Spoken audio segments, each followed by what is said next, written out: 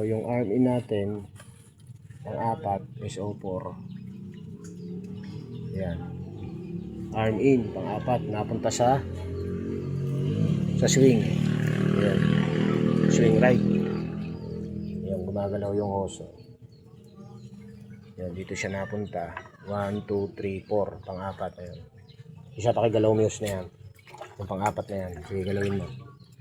Sige, galawin mo. O, yan. Yan. Yan. Dito siya napunta. Yan, ito. Yan, yung gumagalaw na yan. Napunta sa SO4. So, ibig sabihin yan, dapat yan sa ilalim. Dito yan pupunta.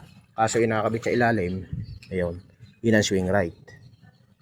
Ayun, ito yun. Ayun. Okay, pagpapalitin na lang natin. Alright.